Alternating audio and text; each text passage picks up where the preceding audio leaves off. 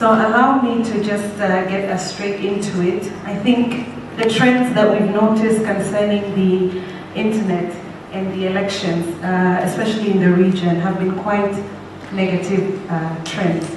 We've seen attempts at internet shutdowns. We've seen so much flurry around the internet. In Congo Brazzaville, we had shutdowns in Ghana, even here in East Africa, in Uganda. It has not gone well. We're around the internet and elections.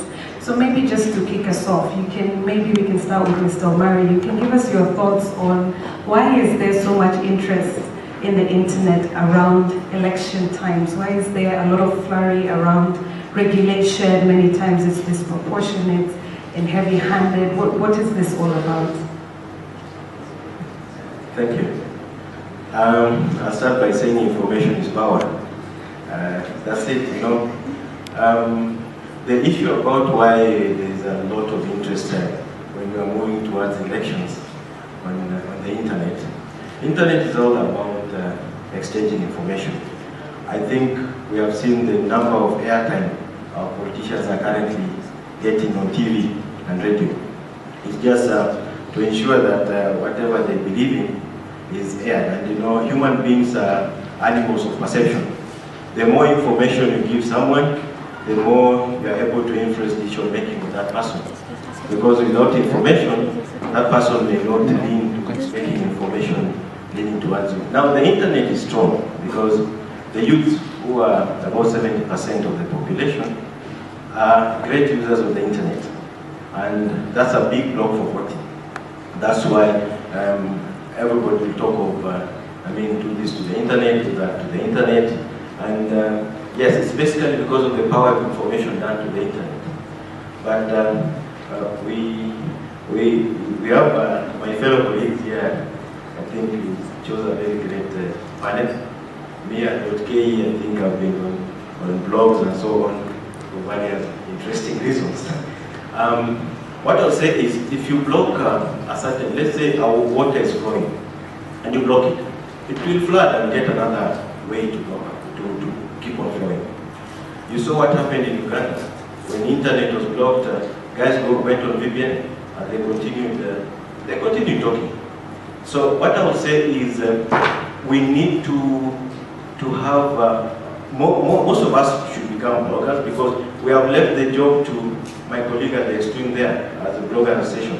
But I'm happy because blogging is now becoming a profession. You know, if you want business blogs, we go to people like Alisachi and so on.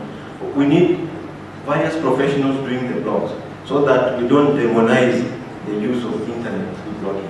And the bad apples within us will slowly go out, because if we have more good information coming in, they become the minority. But we have left blogging to few guys, and when somebody does bad blogging, you should also get on and blog a positive information just to counter that.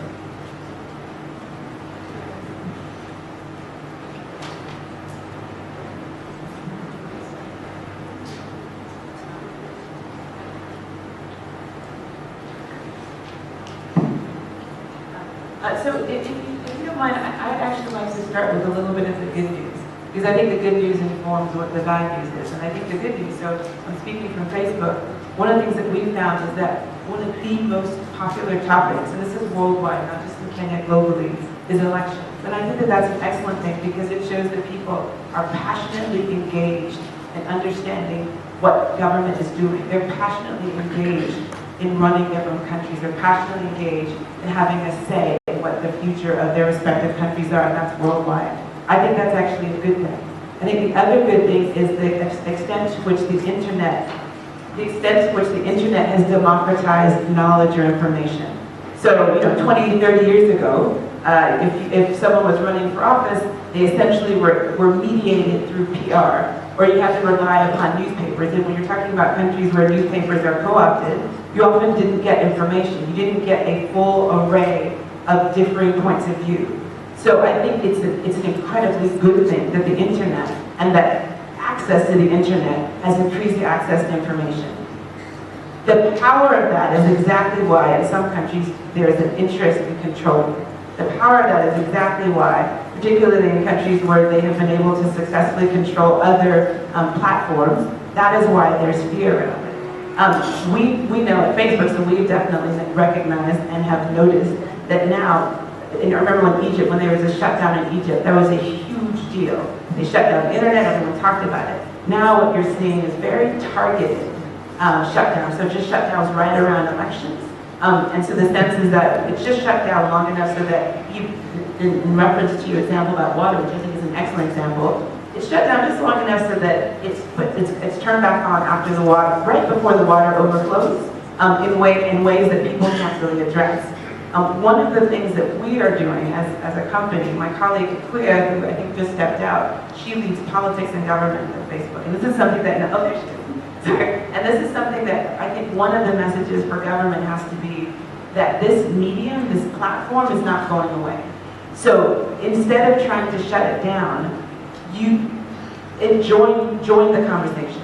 So the extent to which government feels that they have something to say, we work with governments around the world, so not just in Kenya, but around the world, to say, engage in the conversation. Don't shut it down, but engage in it. And I actually really look forward to thinking proactively about how, particularly in Kenya and the lead up to the election, how we can think about ways collectively to ensure that government feels that this is a platform that they can use and be part of, as opposed to shut down. And I think part of it, this is what I hope the conversation gets into, is in acknowledging the fears that democratic governments may have. And that means, for example, acknowledging the ways in which the internet can be used to foment hate speech, the way the internet can be used to foment very destructive conversations. And it requires companies like ours to address that, acknowledge that, and work with people locally to figure out options. So I'll stop talking now, but I did want to give sort of a perspective on why we are in the position we are in now, and to start to talk a little bit about how we can address it collectively. Thank you for those views, Ibel and Mr. Chiloba. We've heard about people using the internet in election time for political mileage. We've heard the positive access to information and dialogue, and the power of the internet and the fear and consequent control that it creates. We've also seen, I guess, in the region and perhaps arguably in the last elections, where there were attempts to control the perceptions of the elections, both by the government, the citizenry, and all kinds of interested parties. Maybe from an IEBC perspective, given that there was a lot of effort in the last elections to sort of, I would say, maybe control the perception for a positive outcome, maybe what the interest of the IEBC would be around elections and the internet, and how maybe you see the landscape now. Yes, thank you very much for that. And I think I'll start by saying, picking from where she started. I mean, we've evolved quite a bit. We look at the role the internet played in the last election, especially 2007, then compare that to 2013. And where we are today, there are different developments that we see at each particular stage. And while 2007 gave us the motivation to have the state wanting to control much more because of hate speech, in 2013, there was a sense in which there was competition between different groups, the political divide. People want to influence the perception of how the electoral process is going on. So you find that actively people online be posting pictures or information from different polling stations. And you wouldn't see much of what you say was extreme to affect the quality or the narrative around the quality of the election. Now, where we are today, of course, the fear is, even as we build towards the 2017 general elections, what is the political environment like? What is the likely narrative that's likely to build up going forward? Our fear today, if you look at the tension that we're observing currently, we see that perhaps we can find ourselves receding back to 2007. That becomes the fear. But at the same time, for us as a commission, I think, building that positive momentum for people to see that efforts are being made to ensure that our processes are credible. Our processes can be supported by any other person who comes across the information in terms of what we are doing. That is what would be our interest, because we cannot actually fight it or use the state to be able to control that flow of information. I think this is just so much that we can control. So our worry should not be so much about what we do to control flow of information or the way people use information. The question should be, what is it that we can do so that whoever comes across the information of what we're doing can still stand or support our processes in that manner. So, because we do not have the capacity to be able to say, we want to control what people are going to say about the electoral process.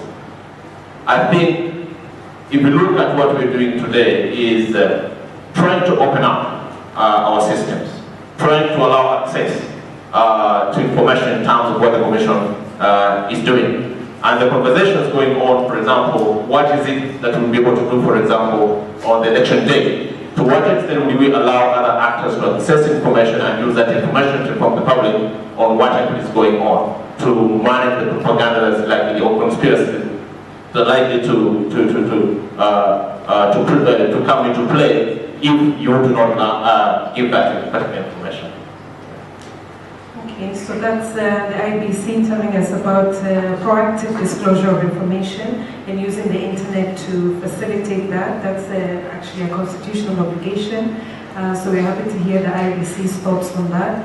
I think we had some criticism at the last elections around the petition, where a lot of the information that was uploaded on the internet concerning the petition was quite in inaccessible format and difficult for people to choose. So we're glad to hear that that's a consideration with the IEBC. Maybe if I would move to James from the Bloggers Association. Hi, James. Is maybe to ask, from a blogger's perspective, where, as was mentioned, social media is very used for a lot of political discourse in Kenya. I think Twitter did a study, and they said Africa has the most political tweets, and our engagement is largely on political discourse, which is a good thing. I think Kenya is arguably one of the more political countries in terms of our discourse. And a lot of viral posts, a lot of memes, a lot of blogs come up during this time. Do you think that they actually affect the outcome of the elections? As we're talking about the interest of the internet, do these conversations, do these posts, these memes affect the outcome of the election?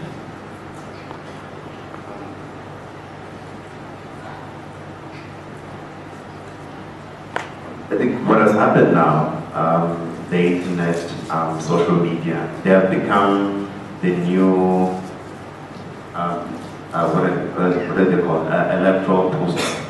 That's the new radio, it's the new TV.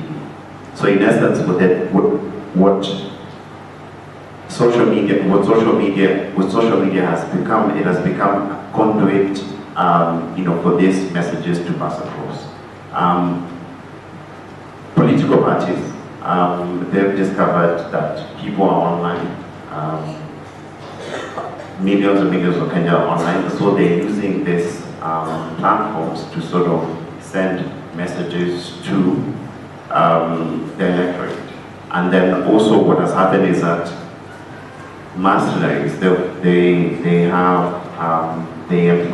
give money to mercenaries who spread information, sometimes it's misinformation, propaganda.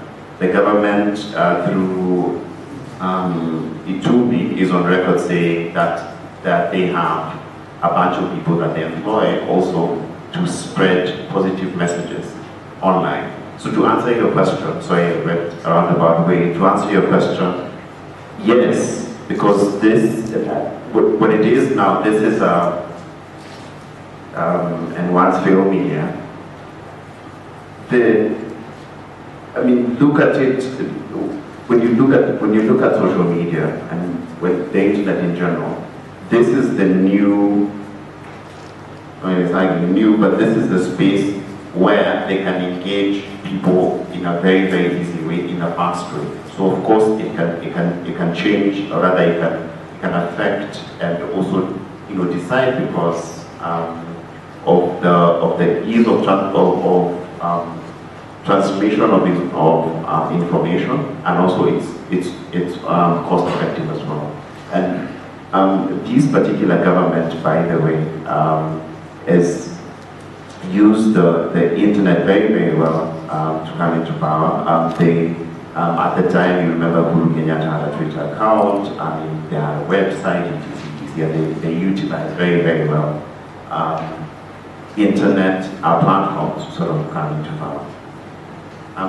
To sort of also something else that I want to mention is that what is happening now when you're talking about people engaging in political discourse online, what has happened now is that even ordinary people who are just care about their country and just for instance, I live in Nairobi. I live in Nairobi County, and sometimes I talk about about our government. Sometimes I talk about our president, etc. I think it has given people a platform to voice, some of these concerns, and in general, just talk to each other about what is happening, within the country, within the county, within the region.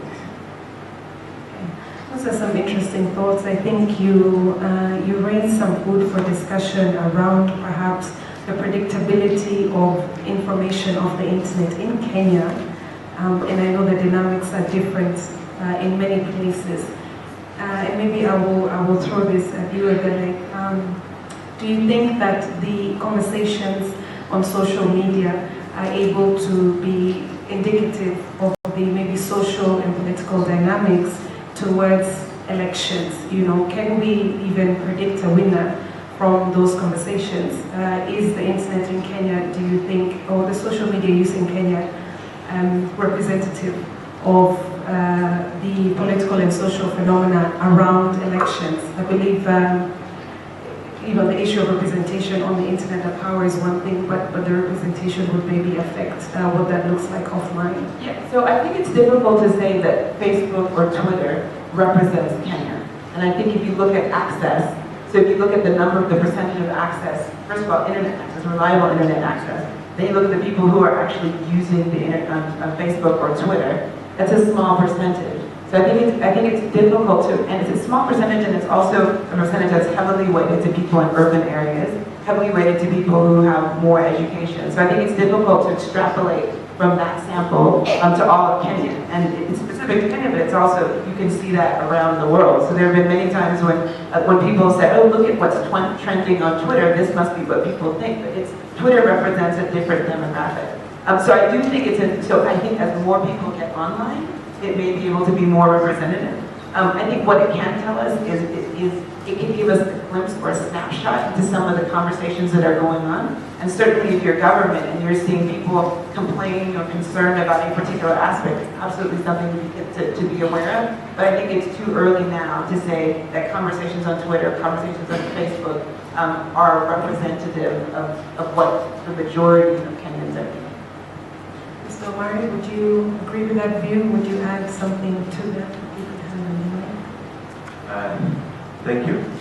I don't think the discussions online represent the outcome of an election. If we remember in the last election, Peter Kennedy would have won if he was the president. So just to be straight. You see, there's a difference, because first of all, it's not scientific for you to have a research orientation, some scientific parameters. The other thing is, if you're a politician, that one just gives you a perception of the thinking, and then you have to use a two-pronged approach. Use the internet for perception, creating perception, and then have people register. And I don't agree the perceptions of an online discussion can be an indication of results of an election. Okay, I'm sure we'll hear more about that from the plenary, but maybe we can also hear from Mr. Chiloba in terms of the internet is largely perceived by users as being their domain and only useful to them. But being that the character of the internet would surely be useful to the government as well. I think you started us off on that conversation with proactive disclosure of information. What value do you see that the internet would have to the government during election period? I mean, for us, we've been able to test this before in terms of how we manage electoral data. What is obvious to many today is that from 2010, when you were piloting the results management system, we were likely using the internet infrastructure to be able to relay results from the polling stations to the different tallying centers. We did that for the referendum in 2010. In 2013, we did that as well, but of course we had our own challenges. We could not relay 100% of the results, the presidential results, to Boma's tallying center. But thereafter, of course, we've been doing the same, deploying the same infrastructure in polling by-elections, and we've been getting 100% performance. So in the coming elections, of course, what we are saying is based on the lessons learned previously, how are we going to ensure that we're able to transmit electoral data, specifically results from polling stations to the different tallying centers? And we are talking about 330 tallying centers at the constituency level, the county level, and the national level. One of the things we want to bring forward as part of the improvement is how we'll be able to allow other actors to also access that data. Once we transmit the results from the polling stations and people are able to access either on their mobile phones or on the website, how can we be able to give them much more other than viewing? Are you able to download that particular information and do your own analysis, even as we continue transmitting the data before the conclusion of the election? So, from an infrastructure point of view, we see internet playing a critical role in the coming elections, both in terms of transmission of results, that's more administrative, but also allowing access to be able to create more transparency around the electoral process. So those are some of the things that we are looking at. If you look at our, the other bit is about just allowing citizens to know, for example, where they're supposed to be voting. So we are transferring most of our data on the voters, that you as a voter, where you've registered to vote, and the name of your polling station.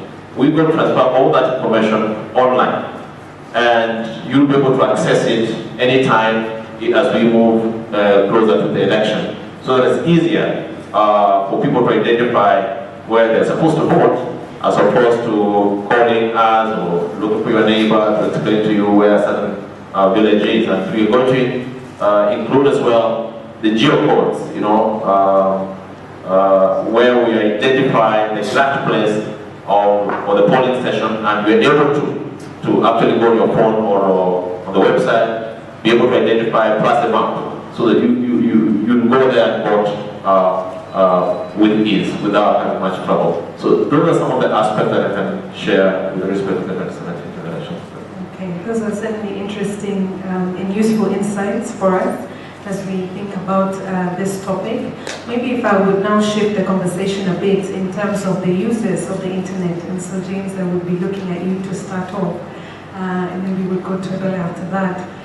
During the last elections, I remember Bake, together with others, Shahidi and others, worked very hard in terms of educating people on negative speech, dangerous speech, hate speech, and things like that. And some of the discussions that came up were about what we can do as internet users, perhaps to counter, stop, prevent hate speech online. So I thought it might be useful if we can hear maybe some of the things that we can do as a way of self-regulation, as opposed to sort of the top-down kind of regulation, but to take responsibility as users. What are some of the things that we can do to self-regulate as we come into election times? Because in the Kenyan context, different countries have had shutdowns for different reasons, arguably to maybe cover up discrepancies in the elections and all of this. But in Kenya, the speech element seems to be a very big deal for us. So it would be good to hear what we can do to self-regulate on the internet. So your thoughts on this, please. I think the first thing is access to information. So this is something that the government, IEBC, I mean all this institution needs to provide access to information. The reason that is important is when you're providing a counter narrative, or rather when you're trying to counter propaganda, misinformation online, it is usually better if you have access to information. So for instance, if people say IEBC is not registering new voters in Kisumu, I mean I should be able to call someone at IEBC and they tell me that actually that's not true, and then I can tweet that. I can say actually that's not true because I've talked to IEBC and IEBC confirms that this is that's not true, and also IEBC itself, because they're also online, they can actually put out a statement and say actually this is not true. I feel the best way to counter that is provide the truth, and the truth comes from a place of information. And sort of make a comment that is related to that. I feel the whole approach, how the government is approaching social media and the internet is wrong, because unfortunately what they want to do, they want to control it, they want to regulate it. The CS for internal security is on record telling MPs that next year things might be shifty online, so we need you to provide us a law that can regulate it. And I feel that's very, very wrong, because unfortunately when there's no information, I mean anything is possible. Also Kenya is one of the countries that voted against a UN resolution to protect the enjoyment of human rights on the internet. It's one of, I think, 17 countries, and I feel that, to be honest, we should not have done that, because freedom of expression is really, really important. And also something else is that this government itself is a beneficiary of freedom of expression, so they shouldn't curtail, they shouldn't regulate, they should just let people be, but of course provide access to information, because for instance, if someone wants to incite people, wants to spread propaganda, they can be stopped by spreading truth and correct information.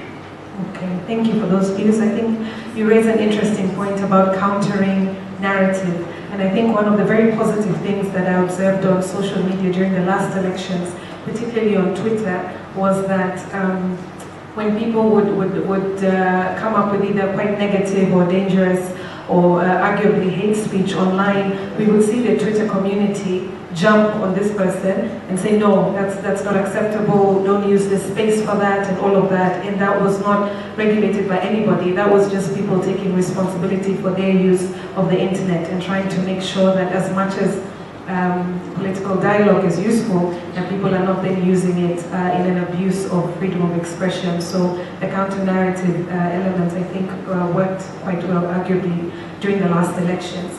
Now I'm told we need to move on quite quickly, so I'll ask panelists to keep their responses. Just a couple of more questions, short and brief. Abdalla, the Facebook, along with others, Microsoft, Twitter, and YouTube, recently signed recently-ish, a code of conduct with on countering hate speech online, and there have been many analyses of that code of conduct. But I'd just like to pick, maybe if you can speak to some of the elements there about some of the proactive things that Facebook and others are doing to counter that narrative and encourage perhaps I think critical thinking was some of the content of it. So what are things maybe that we can pick out from that code of conduct that you think would be applicable here as we talk about self-regulation? Sure, and I should clarify, so that was specific to the EU, and it was really flowing out of the conversations that were had, in particular in Germany, around a lot of conversations around the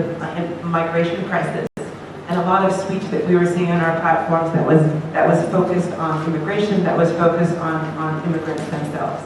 So very specific to that, so it was not in the context of elections.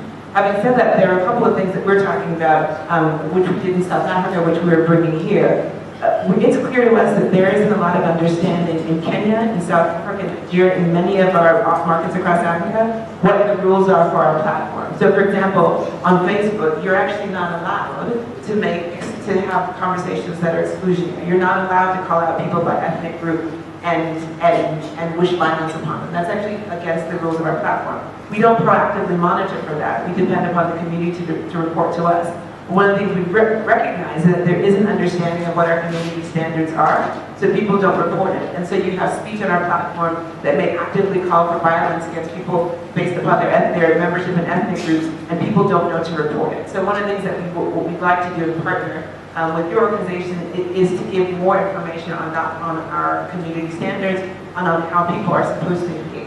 So that is one of the elements of that particular code of conduct, but just to clarify, that was specific to the EU, and it was very specific to a very specific conversation going on in the EU around the migrant situation. Okay, thank you for that. I think we'll have to put a stop there. We're hoping to have maybe some conversation on how the internet can affect elections in the future. Can we do internet voting in Kenya? Can we have online relay of live results? But I think at this point we've had a good, substantive, meaty discussion, and we would like to open up to people to put questions to the panel. So I'd like to invite you to walk up to the mic. I request that you keep your questions brief and to the point. Allow me to protect my panel, especially my IEBC panelists. If we can just stick to I know you people, I know you. Internet and elections is the name of the panel. So let's do that, please. I'll go first. Mine is to Abdalla specifically. Abdalla, are you going to reserve the domain names of all the politicians in this country? Number one. Because you're going to find yourself in a lot of issues. I shall not mention names, but we have already seen somebody selling prominent politicians' domain name for a million shillings, and you have at least 100 prominent ones. What are you going to do? How are you going to resolve that issue? That's it. Thank you. Thank you. My name is Rahuda Hawi Wabani, and I'm CBS connected. I work for Salama Farm. My question is, we're looking at election cycle, and I want us to broadly open up the debate of election cycle. We're talking about propaganda, we're talking about sharing of facts, we're talking about dispute resolution, which I've not heard in Grace talking about, because we're trying to talk about election security. My question is that how would you go about the issues of election policing, where you're policing the internet policing? And this is the issue that is leading a lot of issue. How do you deal with the issue of cyber attacks?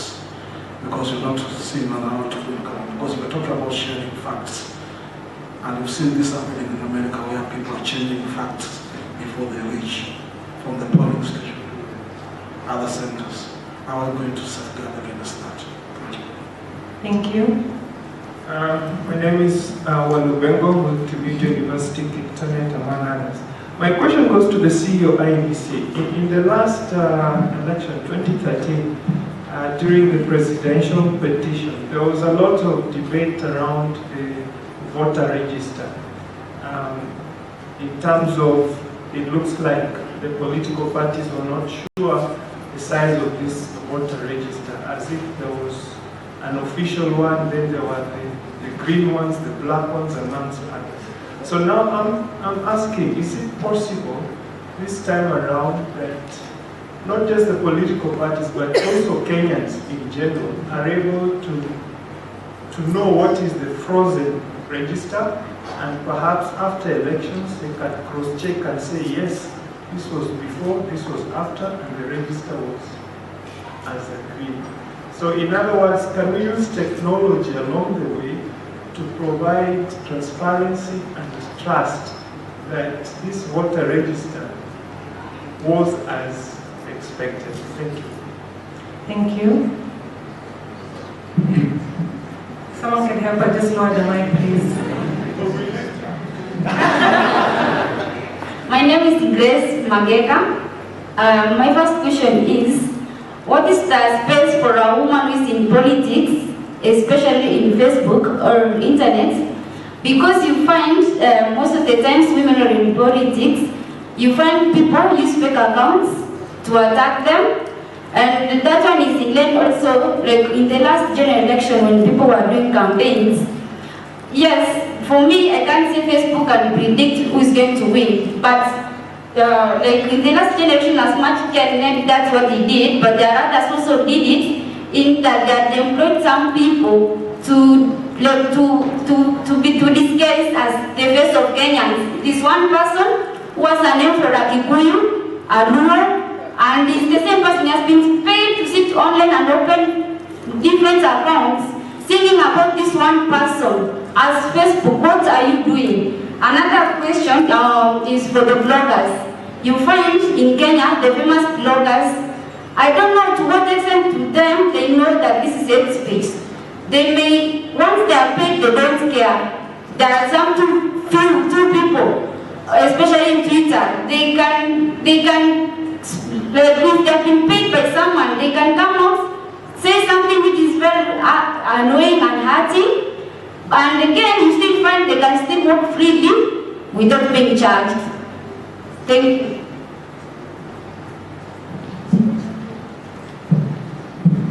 Okay. Can we just request, just in the interest of time, if we will finish at the gentleman at the line, but if the rest of us can please tweet our questions, because we have a panelist who needs to leave. And for those that are going to ask, please keep your questions very brief. Thank you. Well, the IEBC may not have the controls on the internet or the information flows, but you have a mandate to ensure a free and fair election. Now, part of that is ensuring that the whole ecosystem operates under a free environment. And don't you think you have a mandate to work with government and ISPs and all others who are concerned to ensure that your mandate as IEBC will be delivered and will be respected by those organizations that actually work on information controls? The flow of information, the shutting down the internet or whatever might not win someone the votes on the election day. After all, people make up their minds before the polls. But that whole environment and the dark, that whole confusion that comes with people not having the internet creates an environment of fear and triggers violence, as we saw in 2007. So I hope the IEBC can use their mandate to work with those ISPs and other providers to make sure internet is not shut down. Thanks. Thank you. Please keep your question brief.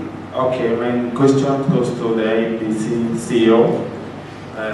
Going to your article on the Standard newspaper earlier this week, you quoted something saying that you are getting better EFA devices for the next general election. So my question was, as far as the emerging issues on today's theme is we are experiencing internet shutdown. Are you having any plan of having an online voting system instead of having to upgrade those devices every general election? You just need to update the systems. Thank you. Thank you. My name is Charles Chiloba. My question goes to the Chiloba of IEBC. First one is the issue of upgrading the system. I just saw the contract the other month on advertisement. These issues came up immediately after the last election, and there were problems with the system.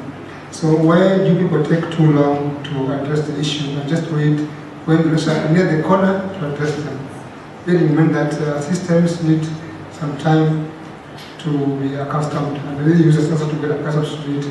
Won't it bring the same problems again? The second question is that the issue of the biometrics. Was there a contract between the IEBC and the voters? Because the BVRs, Sorry, may I cut you off there? Is that related to the internet and the elections, the questions on the BVR? Yes. Okay, please make the point. Privacy information. Is the user have control to that data with it yours? Thank you. So the data held in the BVRs. Yes? Okay, my name is Cedric Nzoya, and my question is, do we have any law that guides bloggers, to be specific, those political bloggers? That's all. Thank you. Right, good afternoon. My name is Alfred Kinyo, Kajiado North, CG Manager. I just wanted maybe some insight on what are your views on cyber squatting, and are there any legislations about this? Thank you. Thank you for those. I think as I give the panel a chance to catch their breath, we have quite a number of questions. And I would invite panelists to just jump in as they would like to respond.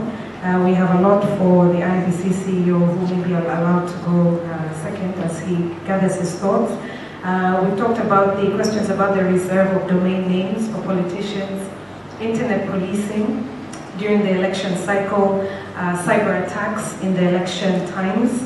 We've talked about what can we do about the authenticity of information coming online. A question about fake accounts used to disseminate propaganda, and again cyberbullying. A query on a multi-stakeholder approach to information controls as it comes to the internet. A question on any plans for online voting for Kenya going ahead, and also about dispute resolution on the publication of data that IEBC puts out online. And then we've had a question about guidelines for bloggers, and this one I think keeps coming up when bloggers are not sure, can we say this, can we not say this, how do we engage at this time? And then the last one was on cyber squatting. So I would maybe ask Mr. Omari to kick us off, because the first question was directed at you on the reserve of domain names. Thank you. Thank you. Yes, as we move towards the elections, domains are key. I'll give a confirmation that I will not reserve any domain name, because if you are called John now and become a president next year, do I reserve your, because you don't have a title deed on the word John. So if I reserve it, all the other Johns will be affected. So Joseph becomes a president next time, reserve it. So that one you can get it from me, and I'll not reserve any names. On the issue of a domain going up on a high price also, those are market dynamics. My work is to regulate. You guys do your business. Now, on cyber squatting, I think that was mine also. It's about domain squatting on domains. There's a thin line between cyber squatting and a domainer. A domainer is somebody who deals in buying and selling of domains. And cyber squatting, you buy it specifically just to sort out someone. So, if I can prove that you bought the domain just to sort out someone, of course the laws are very clear. We have a dispute resolution policy, and we'll look at it. If you are a domainer, continue with business. Thank you. Thank you, Abdalla. So the question, there's a question about women politicians, and there's also a question about bank accounts. And this question about bank accounts demonstrates the point that I made earlier about there being not as much information about our policies. For example, bank accounts are not allowed on Facebook. We don't proactively monitor for them. As you can imagine, with 1.71 billion accounts and growing, it's not possible to proactively monitor. But you can report them to us directly. So within your Facebook account, if you see an account, you can click on it and report it directly to us. If it's an account that's a bank account for a politician, that's something you can escalate directly to IQIA. So you can report it on the platform, but then send an email to escalate it to IQIA, and we generally take care of bank accounts that are pretending to be politicians within 24 hours. Otherwise, report it through the tool. If you're having issues, please let IQIA know. The issue about women online, that is a global problem, and it's for that reason that Facebook has started a task force looking specifically at gender-based violence, and then looking at the nexus between gender-based violence and political speech.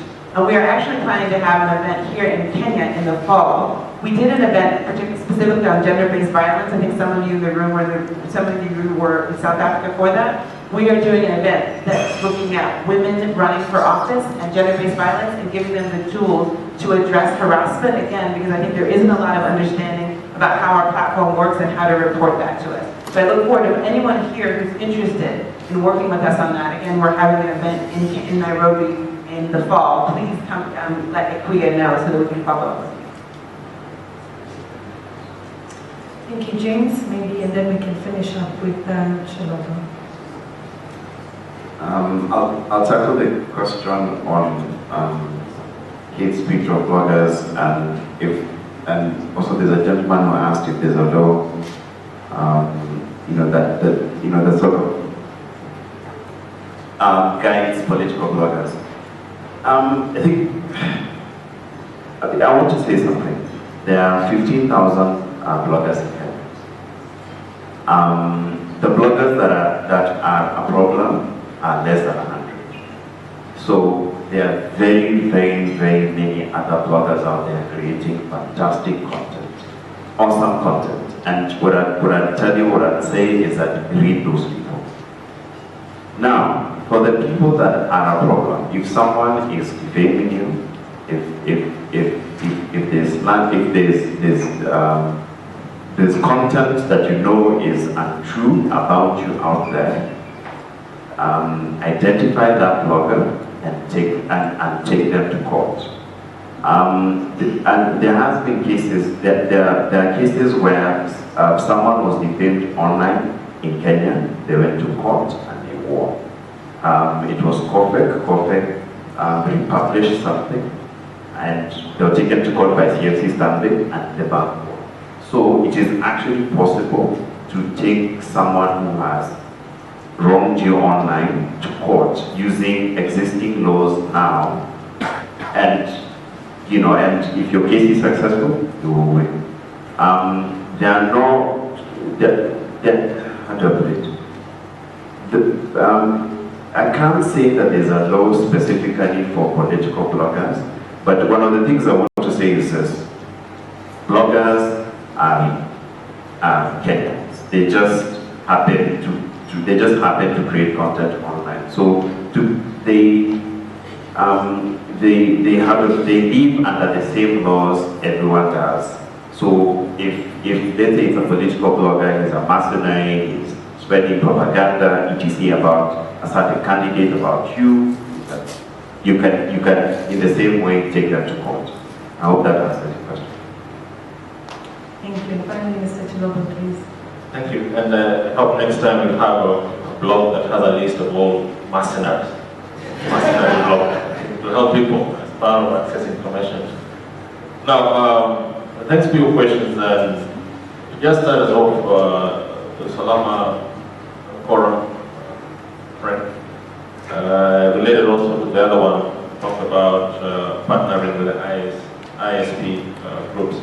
What we've done this time around is that we recognize that we cannot guarantee the credibility of the election if we just work on our own.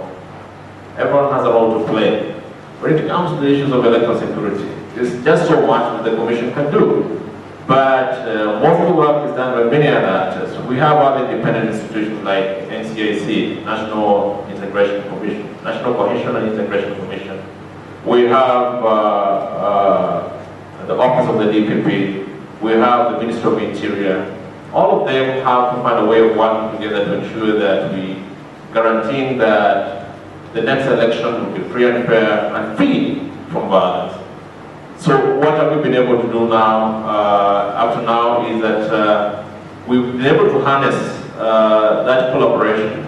Last week, we were just meeting people from the security sector. I don't know whether you were there in Russia, trying to look at the code of conduct when it comes to matters of electoral security. What will be the role of the police?